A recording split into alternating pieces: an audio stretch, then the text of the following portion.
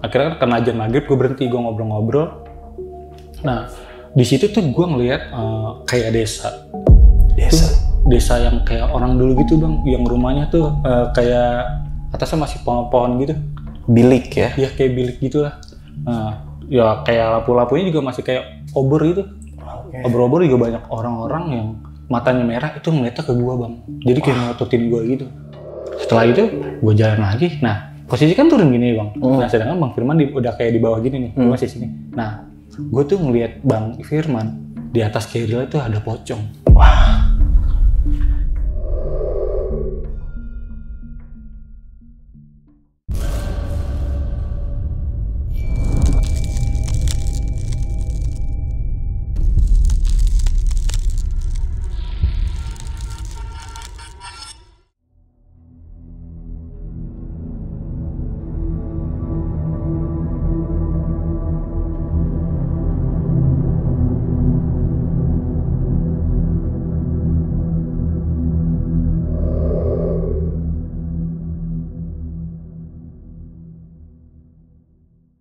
Halo semuanya, balik lagi dengan gue Indra di Besok Pagi. Sebelumnya gue sangat berterima kasih banget nih buat teman-teman semua yang sudah mensupport Besok Pagi sampai saat ini. Semoga teman-teman semua yang menonton dan mendengar kita, baik itu di platform YouTube ataupun media sosial lainnya, selalu diberikan kesehatan oleh Tuhan Yang Maha Esa. Dan dalam kesempatan kali ini, yang pasti gue masih mendatangkan narasumber, dan kisah ini sangat gokil banget ya. Dia sempat mengalami di mana situasi berpindah alam, yaitu masuk ke salah satu kampung gaib saat pendakinya di Gunung Cermai.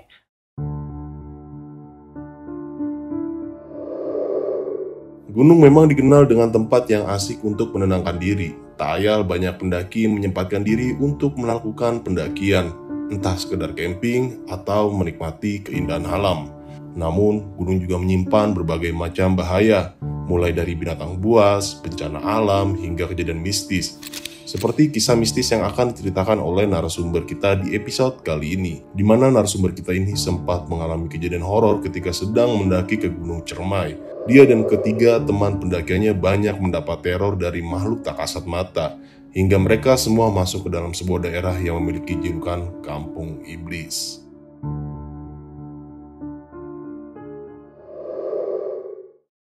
Mungkin kita langsung aja nih, siapa narasumber gua kali ini? Halo, Bang Deddy. Halo, Bang Indra. Sehat, Bang? Alhamdulillah. Wah, sehat. gokil nih. Udah berapa tahun kita tidak berjumpa di podcast nih, Bang Deddy? Kurang lebih 2 tahunan ya? 2 tahun ya? Iya. Wah, dan kali ini lu akan berbagi kisah yang dimana pendakian di Gunung Cermai ini benar lu melihat salah satu kampung tuh. Ya, bener Bang. Pada saat itu gua ngeliat desa gaib di Gunung Cermai itu Bang.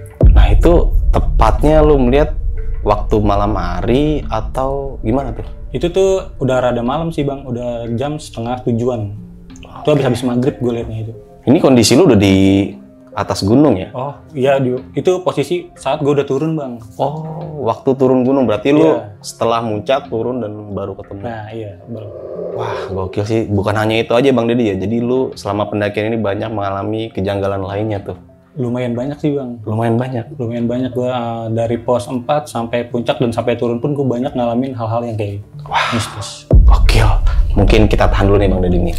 Bagi teman-teman semua yang penasaran sama kisahnya, lu simak terus video ini sampai habis. Mungkin nanti di sela-sela video ini kalian bisa mengambil poin-poin yang bisa menjadikan pelajaran bagi kita semua. Oke, dan jangan lupa juga follow Instagram kita, yaitu di besokpagi.edv, karena di situ juga banyak banget nih informasi tentang trip pendakian gunung, tentang informasi gunung juga, dan juga sewa rental outdoor. Jadi bagi teman-teman semua nih yang bingung mau naik gunung, nggak punya budget, nggak punya teman, langsung aja kepoin ke Instagram kita, yaitu di besokpagi.edv.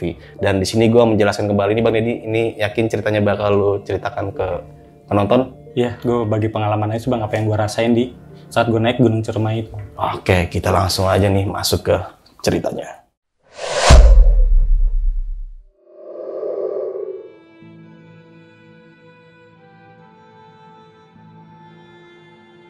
Omongannya jika tidak siap.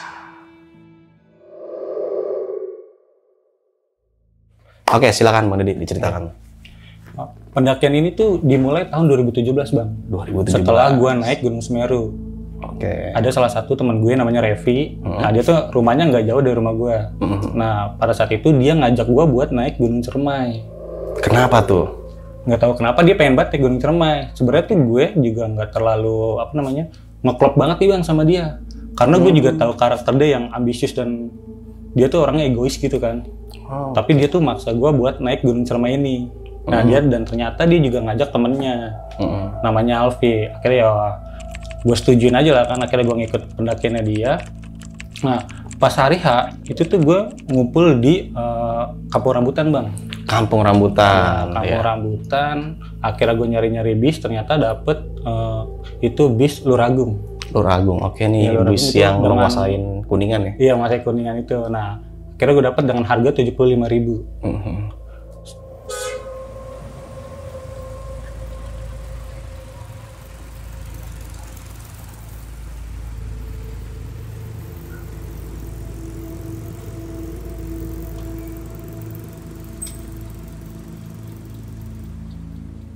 Dari perjalanan tuh gue masih aman-aman itu bang, cuman ada beberapa hal yang masih gue rasain tuh kayak sesuatu yang janggal gitu kan. Sesuatu yang janggal itu yang dimaksud kayak gimana tuh? Dengan feeling gue itu yang gak enak itu bang. Salah satu contohnya? Ya kayak sebenarnya di bis itu gue tuh ngeliat ada kayak sosok, kan bisnya ini gue nih naik tapi nggak terlalu ramai ini bang. Nah di bis paling belakang ini tuh ada sosok yang duduk diam aja. Sosok. Oke nih, ini gua perdalam lagi kali ya, Bang Deja. Maksudnya sosok yang duduk di belakang itu orang atau apa? Sosok ini tuh dia seperti anak kecil bang. Dia anak kecil, cuman dia tuh duduk diem aja. Dia diem aja dan nggak ngobrol. Dia diem aja dan nggak ada penumpang yang lain. Cuman saat itu ya gue ya so have fun aja lah sama si Revi dan si Alfi ini kan.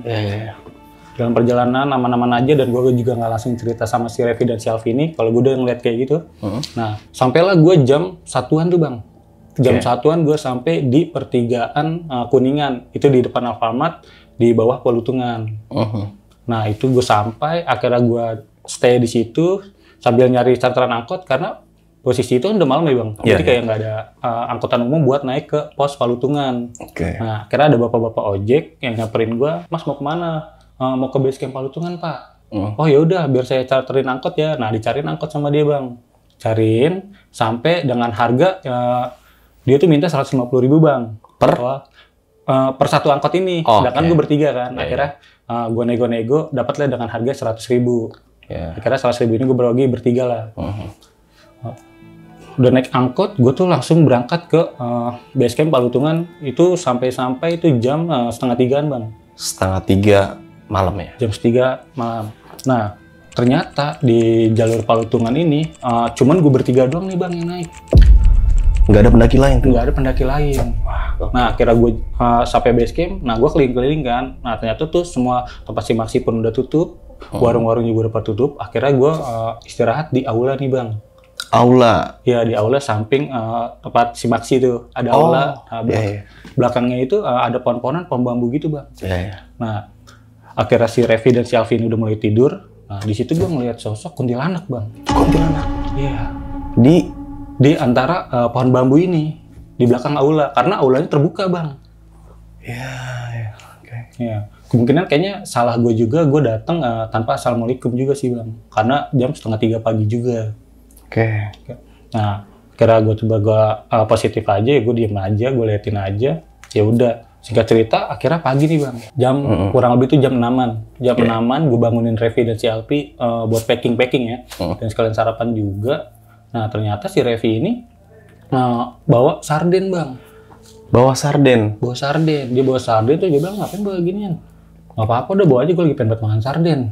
Nah, kata dia gitu, ya udah akhirnya ya gue bawa packing aja mah. Habis selesai packing, gue ngobrol-ngobrol, akhirnya gue sarapan lah bang, sambil nunggu si Maxi buka kan.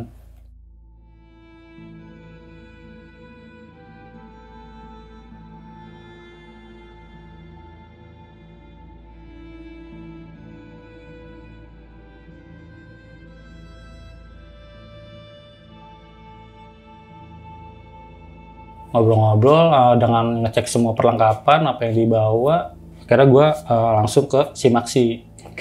Registrasi tuh ya? Langsung registrasi dengan harga tuh masih pada saat itu masih 75.000 bang. 75.000? 75.000.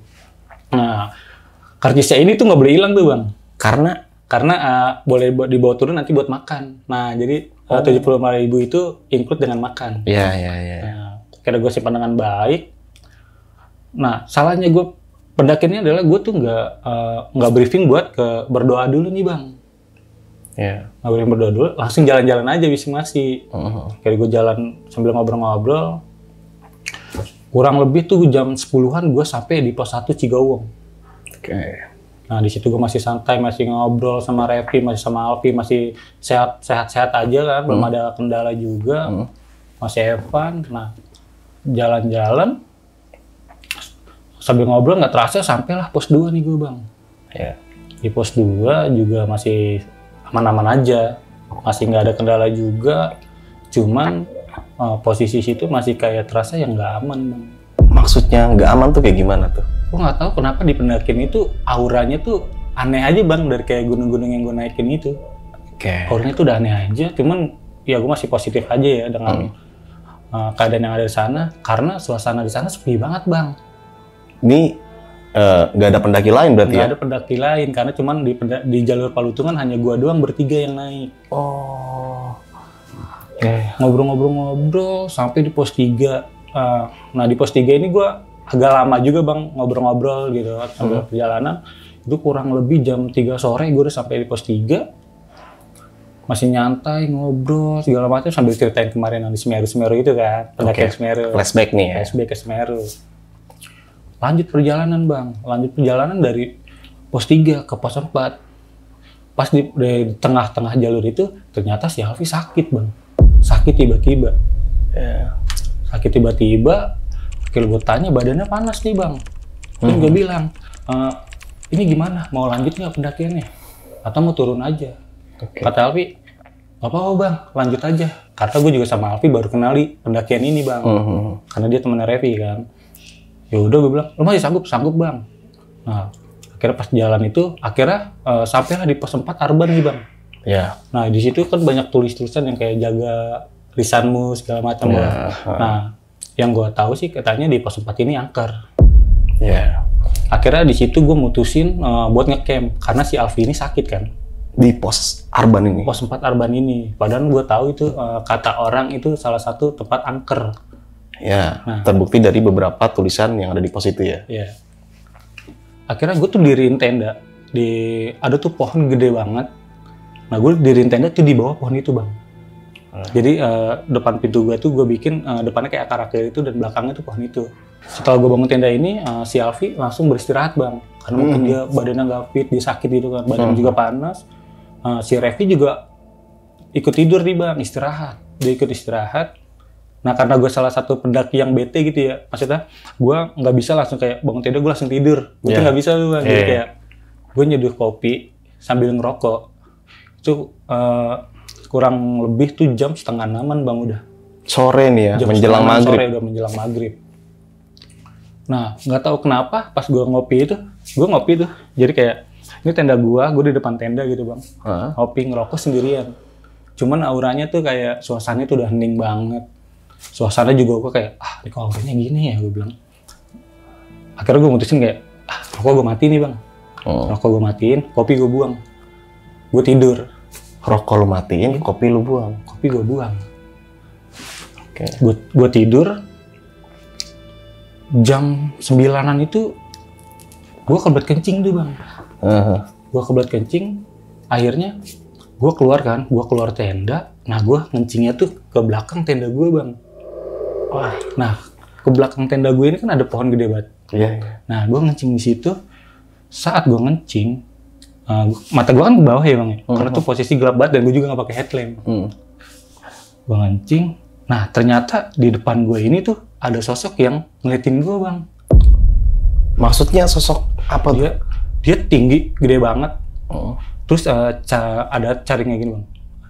Ada taringnya. Dia ada taringnya, matanya merah, melotot sambil ngeliatin gua karena dia tinggi banget, dia ngeliatin gua gini nih. Gitu kan. Terus gue bilang, itu sih kalau di biasa nilai itu genderuwo bang. Respon lu gimana ketika ngeliat? Pada saat itu, pas gue liat gini, gue tuh cuman astagfirullahaladzim. Gue langsung ngencing, gue selesai, langsung gue masuk tenda bang. Gue langsung berangkat gitu. Asli. Langsung berangkat, astagfirullahaladzim, itu apaan. Akhirnya gue tidur. Nah, jam 11 tuh gue kebangun tuh bang. Gue kebangun karena ada kayak pendaki naik, Terus center-centernya itu kan ke tenda-tenda kena tuh ya. Nah, saat itu akhirnya gue keluar nih bang. Gue keluar, ngobrol lah. Tuh gue masih inget banget namanya Bang Firman sama Bang Rijal. Nah dia tuh asal Ciputat, akhirnya gue ngobrol, bang mau kemana? Gue mau ngecamp di atas. Kata dia gitu, bang udah jam segini di sini aja. Maksud gue adalah biar gue ada temennya juga, biar nggak cuma bertiga aja. Kira ngobrol-ngobrol, ternyata ada Bang Haikal, dia orang asli sana kan, orang asli Cermai. Kira ngobrol-ngobrol, sharing, sampailah jam 1 nih bang. Sampai jam 1 karena gue nggak kebanyakan ngobrol juga sama Bang Rizal dan timnya ini, jadi udah sampai jam 1 nih bang. Nah itu gue memutuskan untuk langsung summit. Jam 1 malam? Jam 1 malam. Oke. Kalau gue summit, bangunin Revi dan si Alfi ini, si Alfi memaksakan buat ngemuncak nih bang. Padahal kondisi lagi sakit.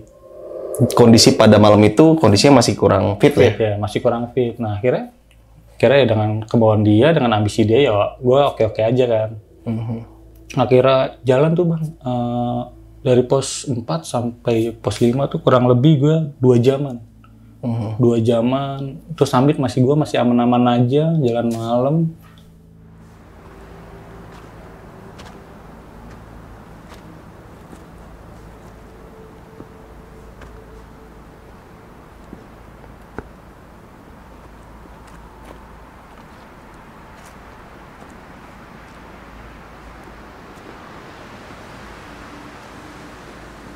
Pas summit itu gue ketemu anak-anak Gunadarma di bang. Nah dia ngelewat jalur Apuy. Lewat jalur Apuy, kita ngobrol-ngobrol. Ternyata dia langsung ke puncak duluan tuh bang.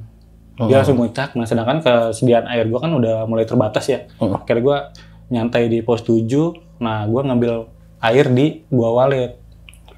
Salahnya gue adalah gue sama Bang Firman ini masuk Gua Walet itu nggak assalamualaikum bang, nggak numpang-numpang.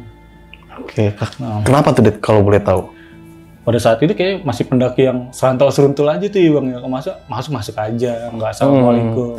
Sebenarnya buat pembelajaran gue juga.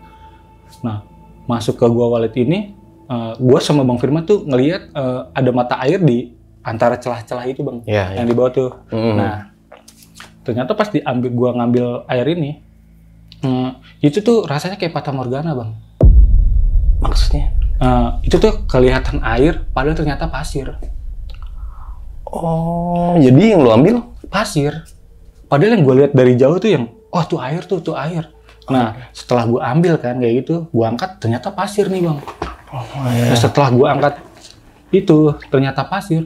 Nah, di antara tebing-tebing gue diketawain bang. Itu sosok kuntilanak di antara tebing-tebing Gua Walet.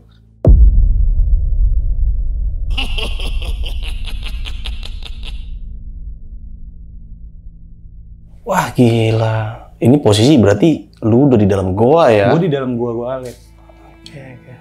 Udah ketawa, Bang Firman langsung astagfirullahaladzim. Gue langsung lari bang ke atas. Langsung lari ke atas, dan itu gue masih bawa yang di botol tuh masih ada pasirnya. Terus gue naik ke teman-teman, gue bilang nggak ada airnya, lagi kering. Karena posisi juga naik kan itu kemarau ya. Kering ya udah akhirnya dengan kesediaan air yang terbatas, akhirnya gue maksain lah buat bagi-bagi rata gitu. Nah, sebelum puncak ini kan itu tuh jadi kayak naik gitu dan letter E gini bang puncaknya. Nah, pas gue naik ini, gue tuh istirahat di tengah-tengah gitu bang, di tengah-tengah sama anak-anak gitu kan. Nah di pertengahan ini kan gue nyantai dulu bang sama anak-anak karena puncak udah mau sedikit lagi. Nah sedangkan ternyata anak Gunadarma turun nih bang.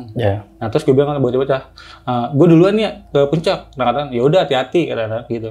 Akhirnya gue muncak. Gue adalah orang yang pertama ke puncak setelah anak Gunadarma nih bang. Nah di puncak ternyata gue sendirian bang. Nggak ada pendaki lain. Nggak ada, gue sendirian. Pada saat jalan itu gue tuh denger suara lagu Jawa yang ngiringin orang suara nyinden. Oh, ini di atas puncak ya kondisinya? Di atas puncak bang, di atas puncak. Nah, nggak lama suara nyanyian Jawa itu ada suara gamelan yang kayak ngiringin tuh orang nyanyi. Wah, itu sambil ngiringin. Nah, ini suaranya keras atau memang samar-samar? Suaranya keras banget bang, keras banget. Itu gue denger, cuman gue tuh pas denger itu gue ngeliat ke kanan kiri, gue pikir orang nyetelin lagu, ternyata gue di puncak sendirian. Gue liat kanan kiri ya jurang. Rombongan lo belum pada nyampe nih? Rombongan gue belum sampai, sedangkan anak Gunadarma sudah turun. Kira situ gue mutusin buat kayak, ya udahlah, bodo amat gitu kan. Gue sambil nunggu anak-anak, gue ngobrol. Gue sendirian duduk sambil ngerokok kan, gue ngerokok. Akhirnya anak-anak sampai lah bang di puncak. Kayak gue ngobrol, gue nggak lama tuh bang. Nggak lama karena temen gue salah satunya ada yang ngomong jorok gitu bang di atas puncak. Ngomong jorok di atas puncak? Iya, dia ngomong jorok kayak gitu. Nah, nggak lama dia ngomong kayak gitu, itu langsung disabet sama kabut bang. Tiba-tiba kabut dateng, gue langsung turun. Ya, kira gue mutusin buat turun. Sampailah gue di Gua Walet, akhirnya gue lewatin Gua Walet, terus. Nah, pada saat itu dari pos 5 ke pos 4 ini, itu cuaca udah mulai gerimis nih bang.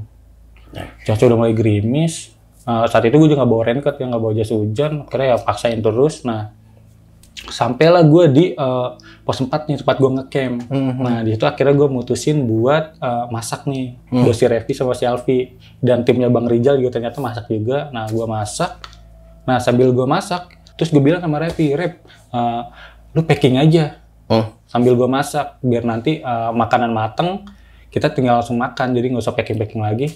Nah, pada saat dia packing, nah karena kan posisi yang tadi gue bilang tuh, tenda gue depannya akar-akar.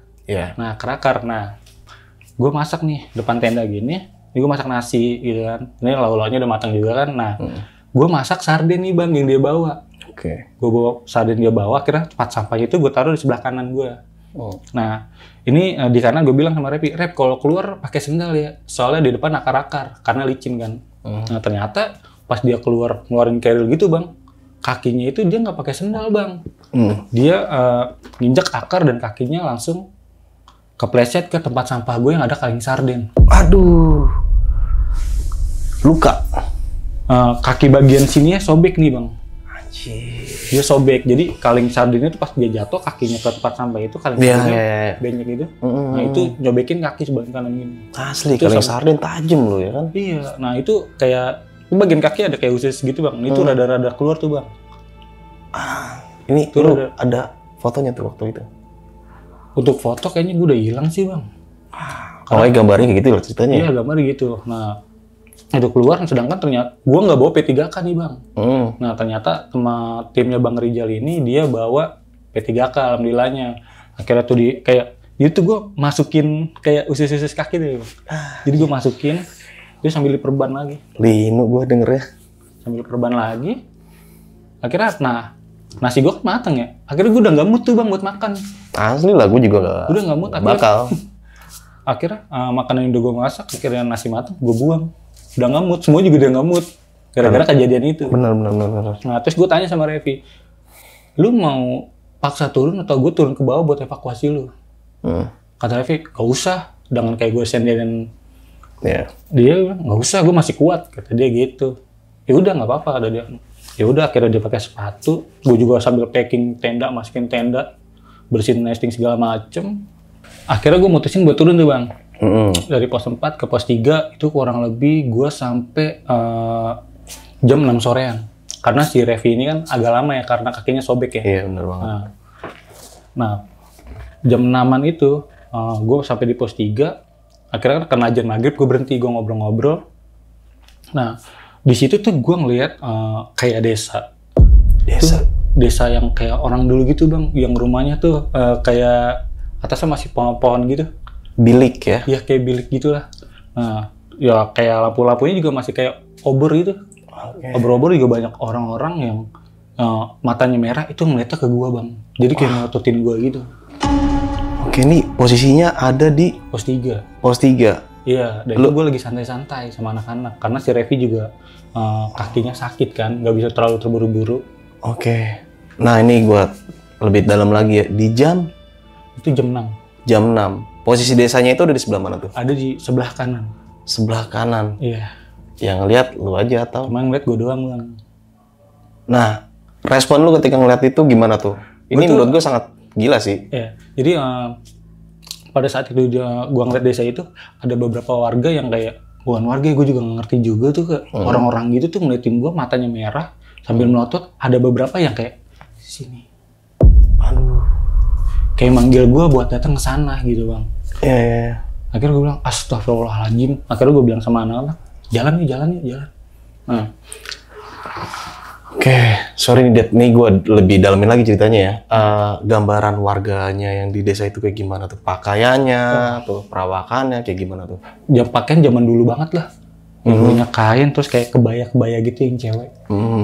Cowok ya pakaiannya zaman dulu juga lah. Iya.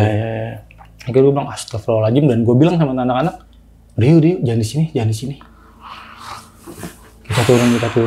Emang udah turun aja. Lu masih kuat kan, Rev? Nah, akhirnya bilang, gue masih kuat. Nah, perjalanan dari ke pos 3 ke pos 2 ini, gue tuh, karena gue sweeper bang, paling belakang. Nah, gue tuh pada saat turun gitu, jadi tuh jalannya terjal gini, kayak turun gitu. Nah, gue tuh di belakang keril gue tuh kayak ada yang narik bang. Ada yang narik? Gue tuh jatuh di situ. Wah, anjir. Gue jatuh. Terus di depan gue ini kan ada si Alfi ya, depannya tuh ada si ini karena Bang Firman jadi leader. Nah, pas gitu gue turun, gue ditarik bang, gue jatuh. Terus si Alfi nanya, lu ngapa bang?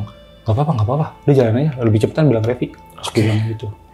Nah, setelah itu gue jalan lagi. Nah, posisi kan turun gini bang. Nah, sedangkan Bang Firman udah kayak di bawah gini nih, gue masih sini. Nah, gue tuh ngeliat Bang Firman di atas keril itu ada pocong.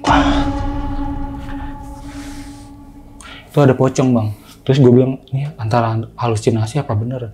Tapi itu kalau halusinasi kan sebentaran aja ya bang yang lihat ya. Nah ini tuh lama banget bang. Lamanya tuh? Lama banget, ada di atas keril Bang Firman. Nggak langsung hilang. Masih gue bilang, halusinasi tuh gimana ya? Tapi tuh lama banget. Gue tuh nggak langsung bilang sama Bang Firman, gue langsung turun jalan. Gue nggak bilang langsung Bang Firman. Gue nggak kayak gitu, gue langsung diem aja. Kira gue sampai lah di pos 1 ini bang. Pos 1 ini Bang Firman juga gue lihat udah kayak aman-aman aja. Itu udah nggak ada sosok juga kan. Nah, gue tuh nongkrong kayak istirahat tuh di depan warung gitu. Nah, pas ngobrol, nah gue anak-anak kan di depan warung pada duduk gitu nyantai. Nah, gue tuh diri nih bang, berhadapan sama warung. Berhadapan sama warung. Nah, terus ada ketawa kuntilanak. Iya langsung hihi gitu. Nah, itu anak-anak semuanya denger bang. Gila ya.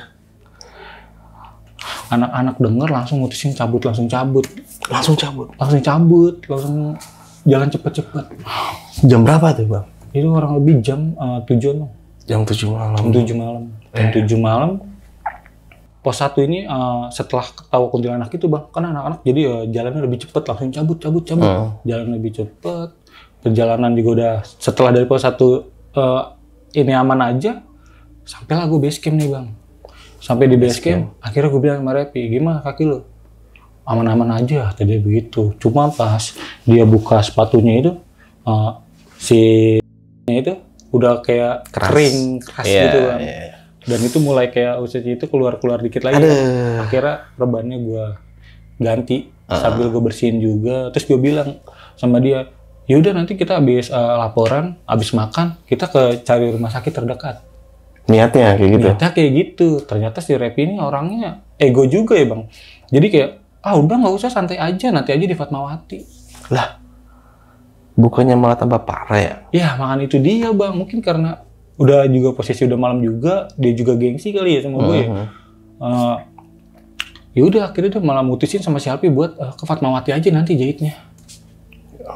Jadi setelah kejadian itu ya udah kalau emang itu mau lu, gue bilang ya udah kalau emang itu mau lu, ya udah gue laporan dulu nih. Akhirnya gue laporan aman-aman aja. Akhirnya gue mutusin buat pulang ke Jakarta, gue nyari bis, akhirnya dapet lah gue Luragung lagi bang. Gue turun di depan perempatan Fatmawati tuh, lampu merah. Gue turun situ, gue bawa langsung ke Fatmawati. Dibawa ke Fatmawati. Nah sebenarnya di perjalanan itu yang gue rasain tuh badan gue juga sebenarnya berat bang, jadi kayak ada yang gendong gitu. Sama yang gue ceritain kayak Bang Firman ini yang ada di atasnya. Nah itu gue tuh kayak berat banget kok nih, gue bilang. Cuma gue rasain aja, karena gue masih ngurusin si Revi dulu nih. Si Revi kakinya gitu. Akhirnya ya dia operasi, nah gue cabut duluan nih bang. Karena gue jam 1-an itu udah masuk kerja. Lu tinggal nih Revi? Si Revi gue tinggal sama si Alfi. Dia akhirnya dia jahit. Nah gue balik langsung kerja. Nah di kerja ini kan ada teman gue nih, orang Cirebon. Dia tuh orangnya bisa gitu bang, bisa ngelihat gitu kan. Nah pada saat gue masuk sampai di kerjaan tuh, gue masuk dapur. Jadi dapur gue tuh ada kayak yang warna kuning gitu, tirai kuning. Gue masuk, teman gue ternyata udah tahu bang. Gue masuk gini, gue buka, langsung, siapa yang lu bawa? Halo sob, sebelum lanjut ke video, gue mau kasih tahu nih bagi teman-teman semua yang mempunyai cerita horor, kalian bisa langsung aja kirim cerita kalian ke Instagram kita, yaitu dengan keywordnya besokpagi.edv atau ke email besokpagi.ch@gmail.com. Tunggu apa lagi? Langsung aja kirim cerita kalian segera. Temen lo ngomong kayak gitu? Temen gue ngomong gitu, siapa yang lu bawa? Ngapain lu di Cermai? Kata dia gitu. Gue ngapa-ngapain sih, gue bilang. Dia sana absen dulu, kira gue absen nih bang. Iya. Gue absen, kira tuh dia lagi masak kan, dilepas kasih kayak helper, akhirnya dia langsung sini ikut gue langsung ditarik langsung sama dia. Gue ditarik, gue dibawa ke lantai 2, terus gue ditanya, lu ngapain aja di Cermai gitu. Lu pasti nggak salam ya? Gue datang kagak assalamualaikum lagi, gue juga ngirimin doa. Salah banget tuh, kata dia gitu kan. Kalau temen lu nih ya? Iya, kata temen gue ini. Akhirnya gue dinetralisirin lah sama dia, biar nggak ikut gue. Emang tuh posisi badan gue udah berat banget tuh bang, waktu itu cuman gue rasain aja. Akhirnya dinetralisirin sama dia, gue ceritain apa aja hal yang tadi gue rasain di Cermai ini, kata dia, gitu ya udah netralin ya. Setelah itu ya alhamdulillah aman-aman aja. Oke, nah kondisi si temen lu yang waktu di Fatmawati gimana tuh setelah itu? Wah, gimana ya bang, kalau gue tuh pas di Fatmawati sebenarnya dia tuh mukanya udah pucet-pucet gitu bang. Asli? Iya, tapi dianya tuh emang maksa buat jahit di Fatmawati, gue juga bingung. Padahal gue pengen bawa ke rumah sakit terdekat. Iya, kalau enggak klinik atau puskesmas terdekat di situ lah ya, pasti ada lah. Dianya tuh nggak mau, malah langsung, udah nanti aja Fatmawati, langsung pulang kan. Kata dia gitu. Dijahit tuh akhirnya tuh dia? Akhirnya dijahit. Nah setelah kelar jahit, gimana tuh dia responnya? Otomatis kan lu masih ada percakapan tuh setelah pendakian atau memang nggak ada lost contact? Akhirnya setelah pendakian itu karena dengan gue tuh akhirnya jadi pendakian yang kedua gue sama dia dan terakhir tuh bang. Lah, karena gue tahu dengan karakternya dia yang kayak gitu. Oh, iya tadi lu jelasin di awal ya, orangnya ego, ambisius gitu kan. Maksud gue kalau lu naik sama orang ya, apa yang lu rasain ya lu ceritain gitu loh. Ego dengan apa yang lu mau. Apalagi di pendakian gunung ya, yang dimana kita saat mendaki tuh nggak bisa berjalan sendiri, pasti butuh pendamping atau teman sekitar lah. Kalau ada apa-apa kan, misalkan kita seorang diri kan repot juga tuh. Nah nih Det, oke. Di pendakian Gunung Cermai lu emang sangat gokil banget ya kisahnya ini. Terutama memang lu memaksakan untuk melakukan pendakian gunung, walaupun lu tahu karakter teman lu ini egonya sangat luar biasa nih. Kenapa tuh lu mau naik gunung? Atau memang lu belum pernah ke Cermai? Oke lah, gue sekalian aja deh, nggak apa-apa deh, atau gimana? Alasan lu? Sebenarnya alasan gue juga salah satunya itu bang. Karena gue juga ke Cermai belum kan. Walaupun gue tahu karakter si Revi ini dari Gunung Semeru ini bang. Di Semeru pun dia sama, egoisnya sama seperti itu. Yang tadi gue ceritain. Tapi setelah dia ngajak gitu, maksa gue, ya akhirnya gue ya mau lah. Akhirnya gue ikut. Walaupun memang ya tadi sudah dengar sendiri ya kayak gitu ya. Kejadian yang tak terduga itu. Iya, karena di dalam pendakian itu bukan hanya mental fisik aja nih, teman yang sefrekuensi itu menentukan pendakian kita itu enak lah ya kan. Iya, karena gue juga tipikal orang yang kayak naik gunung tuh yang nyari sesuatu yang ketenangan. Iya lah pastilah. Nah oke nih, setelah sampai Gunung Cermai dengan segala macam kejanggalan yang lo alami di perjalanan, di sini lo melihat salah satu sosok anak kecil nih Det nih. Nah di dalam bus itu memang penumpangnya dikit atau gimana? Oh, penumpangnya gini bang, dari supir sampai tengah itu tuh ada penumpang semua. Cuman dari tengah ke belakang itu udah kosong. Dan si anak kecil ini ada di belakang. Nah, lu sempet nanya nggak ke kondektor bis itu siapa anaknya atau memang lu skip aja nih? Oh, gua nggak sempat nanya juga sih bang. Gua lebih kayak gua ngeliat, astagfirullahaladzim. Begitu gua juga nggak nanya-nanya sama. Menurut gue sih horor juga sih ya. Dalam bis tengah malam ngeliat hal seperti itu ya gimana nggak horor ya kan? Iya. Nah lu sampai di Kuningan ini memang subuh lah ya, dini hari lah ya kan? Dini hari itu. Dan lu menyater angkot sampai di base camp. Nah di sini gue tertarik sama poin ketika lu sampai base camp lu melihat salah satu sosok kuntilanak nih. Nah itu ada di aula. Ada di aula bang. Jadi aulanya ini kan ini simaksinya. Nih tempat registrasi lah, tempat registrasi. Ini aulanya, nah aulanya ini terbuka tuh bang. Nah, di belakang gitu ada pohon kayak pohon ilalang dan sama pohon bambu gitu bang. Bambu hijau. Nah, lu ngeliat kuntilanak, otomatis anjir nih gunung belum gue naik tapi gue udah ngalamin kejadian horor ya. Mental lu gimana tuh bicara tuh? Terus pas untuk awal sih gue kayaknya udah berpikir kayak apa ya salah gue nih, gue datang ke sini. Terus gue bilang ya karena gue kemungkinan nggak ngirim salam bang. Ngirim salam maksudnya? Kayak gue assalamualaikum. Oh, oke, iya. Ya udah, ya setidaknya kan karena gue bertamu kan gue harus Yes. di situ juga karena gue langsung diwujudin kayak gitu. Walaupun ya sebenarnya di setiap gunung gue selalu ada aja yang dikirim, diliatin kayak gitu. Oke. Walaupun nggak semua pendakian itu horor ya? Iya, nggak semuanya pendakian itu horor. Oke. Nah, akhirnya lu melakukan pendakian nih dengan segala macam cerita lu yang tadi lu jelasin, lu tidak izin, bukan tidak izin, tidak salam dan ngirim doa segala macam ya. Nah, di sini pos Arban nih. Pos Arban tempat lu ngecamp. Memang pos Arban ini salah satu pos yang dimana banyak cerita-cerita horor dari pendaki maupun masyarakat sekitar ya. Nah, kenapa lu memutuskan di pos Arban? Karena memang kondisi temen lu kurang fit nih. Iya, si Alfi ini sakit. Nah, 2 orang ini tahu nggak tentang pos Arban ini? Oh, di antara kita bertiga nih minim pengalaman tuh bang. Oh, gitu. Jadi kita cermai yuk. Yaudah cermai tanpa tahu sepengetahuan gitu pengalaman. Oke. Jadi sebenarnya gue juga udah searching juga kan tempat angkernya di mana aja. Gitu. Oh, jadi lu kalau naik gunung itu sering searching gitu? Iya, gue searching dulu kayak, oh ini titiknya di sini, oh ini tempat angkernya di sini gitu. Kenapa tuh, Dad? Biasa kan orang kalau sebelum naik gunung, gue nggak mau denger cerita horor dulu biar nggak tersugesti nanti. Gue lebih kayak tergantung partner naiknya juga sih bang. Jadi kalau misalkan kayak ada tempat yang beberapa ini angker, gue jadi kayak mengantisipasi nih kalau partner gue kurang gitu. Oke. Nah karena si Revi sebenarnya gue kurang juga, jadi gue lebih mengantisipasi. Iya, mengantisipasi dan akhirnya gue malah ngecamp di situ karena si Alfi sakit. Iya. Ngecamp di tempat pos yang memang karakternya terkenal sama angkernya itu ya. Iya. Dan ini kondisinya memang cuma ada rombongan lu aja bertiga. Iya, bertiga. Nah, gue penasaran nih. Memang dari segala macam tadi lu tempat camp situ lu banyak mengalami kejadian horor. Lu ketemu rombongan di jam lagi Bang Firman itu jam 11 ya? Jam 11-an. Nah, dia itu ngecamp-nya di situ juga atau gimana? Ngecamp-nya di situ juga, Bang. Jadi makanya lu ke puncak bareng sama dia ya? Iya, ke puncak bareng. Sama turun bareng. Ada versi cerita horor dari rombongan Bang Firman gak sih? Oh, kalau versi Bang Firman dia nggak terlalu banyak cerita. Kalau gue tuh lebih ngalamin banyak, jadi deketnya tuh sama Bang Firman ini. Oke. Jadi kayak lebih sharing kayak, Bang tadi gimana tuh? Kita tahu kuntilanak, biarin aja udah kata dia. Oh, oke. Berarti nggak secara langsung dia juga ngalamin hal seperti itu juga ya? Oke. Nah, sampai di puncak, lo mendengar suara gamelan atau lantunan nada lagu dari untuk sinden Jawa gitu ya? Sinden Jawa gitu.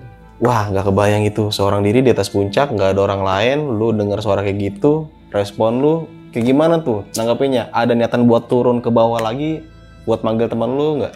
Kalau niatan turun nggak ada gitu bang gue. Gue lebih kayak, tuh apaan sih gitu kan. Terus gue juga nggak terlalu penasaran juga kan, gitu kan. Jadi kayak gue cuma ngelihat ke, kanan jurang nih, kiri tuh udah ke kawah kan. Kiri udah kawah ya udah nikmatin aja deh yang ada. Lu nikmatin aja dengan segala macam gangguan seperti itu. Iya, gue nikmatin aja bang. Oke. Berapa lama tuh temen lu sampai puncak tuh jarak waktunya tuh? 30 menitan bang. Berapa? 30 menitan. 30 menit lumayan cukup lama ya? Iya. Ngalamin juga sempat sambil duduk ngerokok. Ngerokok. Karena menurut gue begini loh, kalau kita ngalamin kejadian horor nih 5 menit itu berasa kayak 5 jam. Ya kan, anjir nih kayaknya lama banget nih, misalkan dinampaknya segala macam. Dari beberapa cerita yang gue dengar sih dari beberapa narasumber kayak gitu. Nih lu selama 30 menit di puncak, wah nggak kebayang sih horornya menurut gue ya. Nah lu akhirnya memutuskan untuk nggak di puncak lama-lama nih, turun ke bawah dengan segala macam cerita yang tadi lu jelasin juga, sampai kembali di pos Arban. Ada salah satu kejadian yang dimana temen lu mengalami ya tadi ya? Ya kakinya sobek itu gara-gara kaleng sarden. Gara-gara kaleng sarden. Dari awal lu udah mempertanyakan tuh kenapa lu bawa kaleng sarden. Oh ternyata jawabannya seperti itu. Jawabannya seperti itu. Kan gue gak kebayang banget tuh kaleng sarden. Tapi gimana cara kita tuh kayak mendaki tapi kan antisipasi yang berbau-bau kaleng kayak gitu kan ya. Ternyata dia bawa dan akhirnya ya kakinya dia yang kena. Iya jadi yang kena. Enggak, gue soalnya pernah ngalamin kegores kaleng sarden, sobek juga. Sejak itulah tuh gue jauh-jauhin dari kaleng sarden. Misalnya kaleng sarden sini nih, gue jadi takut gue gini nih. Iya. Nah itu salah satunya dia tuh bodohnya dia juga sih sebenarnya bang. Padahal kan gue udah bilang gue lagi masak. Nah, lu kalau keluar pakai sendal, karena kondisi lagi gerimis dan depan akar. Iya, benar. Ngeluarin keril, ngeluarin kakinya kepleset, langsung ke tempat sampah. Tempat sampah ada kaleng sarden. Biasanya kaleng sarden gini bang. Anjir itu, aduh gak bayang sih anjir. Pernah gue soalnya ngalamin kaleng sarden itu, anjir kaleng sarden sampai sekarang gue traumanya masih belum hilang tuh, Det. Iya. Nah, oke lah. Akhirnya teman lo memaksakan, memang orangnya agak ego juga ya. Iya. Sampai tiba lu di mana, poin lu melihat salah satu desa, dan desa ini memang tadi dijelaskan, desa ini ya kuno ya, masih berbilik dan ada warga semuanya tertuju sama lu nih. Wah, itu gua ngebayanginnya nggak kebayang sih ketika gua ada di posisi kayak lu gitu ya. Nah di sini gue pengen jelasin nih, Bang Firman, rombongan yang lainnya tuh, menurut lu nih, menurut pandang lu ya, ada yang merasakan hal sama nggak sih ketika lo melihat sebuah desa tersebut? Sebenarnya kalau yang lihat desa tersebut tuh kayaknya kemungkinan mereka nggak ngeh tuh bang. Jadi kayak nggak ada yang lihat selain gue.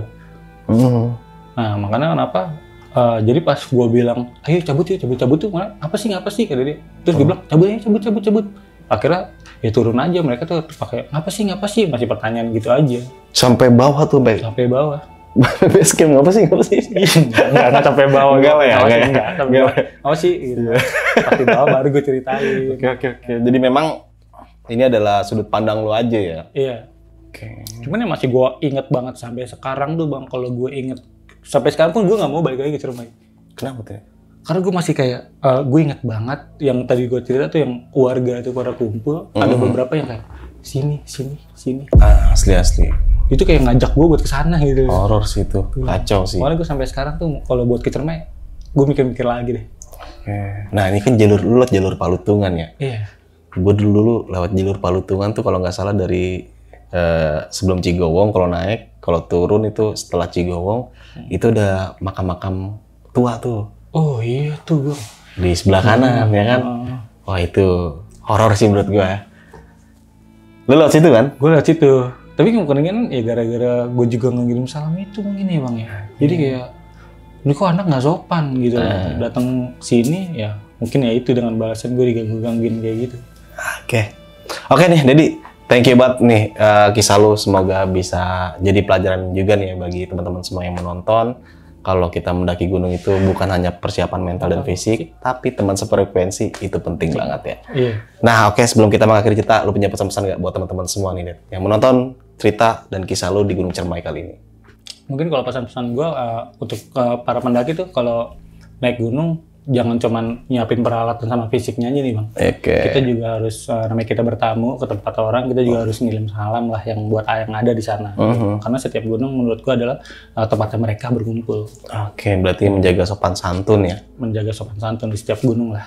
Mungkin bukan cuma gunung aja nih, jadi tempat-tempat lain juga kita harus menjaga hal tersebut ya.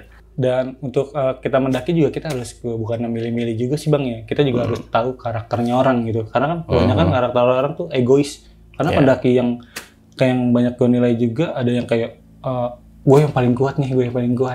Ya, jadi kita harus nurunin ego lah. Gitu. Kalau mau mendaki itu kita harus benar-benar nurunin ego banget loh. Jadi pendaki itu nggak ada yang siapa yang kuat, siapa yang paling lemah. Ya semuanya sama rata. Kita sama rata. Dan satu lagi tuh sekarang marak banget sampah tuh bang, setiap gunung di mana tuh pasti banyak sampah.